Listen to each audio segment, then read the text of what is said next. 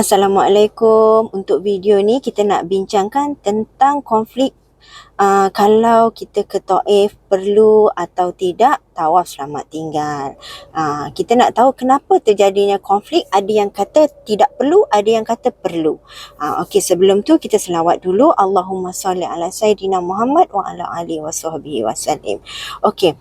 Pertama sekali kita kena faham tawaf selamat tinggal ni kenapa kita perlu buat. Tawaf selamat tinggal ni kita perlu buat apabila kita nak meninggalkan kota Mekah.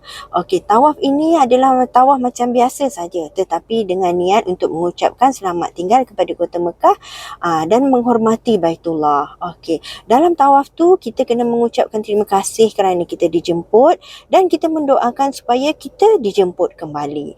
Okey, apa yang perlu kenapa perlu bila kita perlu buat tawaf selamat tinggal ni? Kita perlu buat apabila kita nak meninggalkan kota Mekah melebihi 2 marhalah. 2 marhalah ni dalam kilometer adalah 90 kilometer. Okey, kita bincangkan kenapa ada konflik untuk kalau kita ke Taif. Ada yang kata perlu tawaf selamat tinggal dan tidak perlu. Okey, konflik ini terjadi kerana 2 perkara. Pertama sekali adalah jarak. Okey, Mekah di sini, Taif di sini. Okey, jarak dia berapa? Kita kena faham.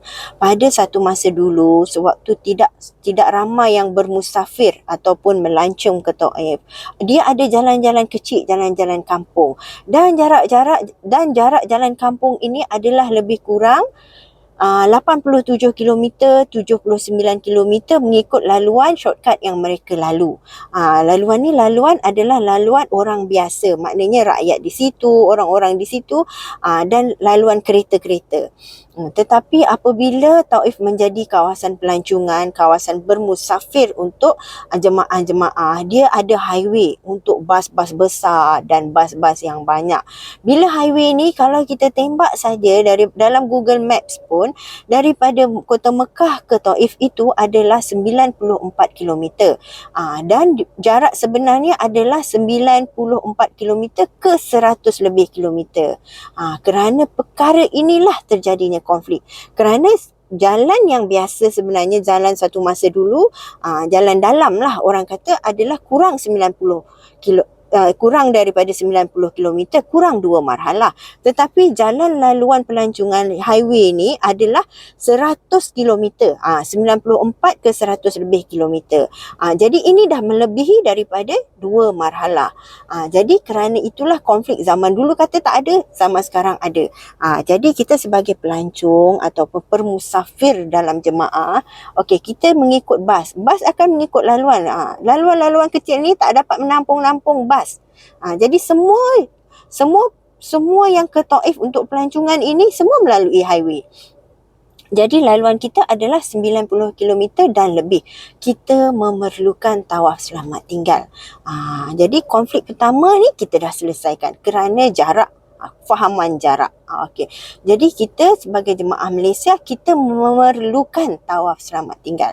Okey, konflik kedua kenapa? Konflik kedua adalah kerana kita dikatakan bukannya keluar ke kota Mekah. Ada yang kata saya tidak meninggalkan kota Mekah, jadi saya tak perlu buat tawaf selamat tinggal kerana saya pergi Taif untuk melawat dan saya akan balik lagi. Saya akan balik lagi kerana beg, luggage kita masih lagi di hotel. Hotel tu pun masih di bawah nama kita, bilik tu. Okey, perkara ni kalau kita fikirkan jauh lah. Okey. Siapa yang akan menjamin kalau kita ke Taif tu, siapa yang menjamin kita akan kembali ke kota Mekah? Adakah diri kita sendiri? Adakah Mutawif akan jamin kita balik ke kota Mekah? Siapa yang menjamin kita akan balik ke kota Mekah? Macam-macam boleh terjadi dalam perjalanan pergi di sana dan perjalanan balik.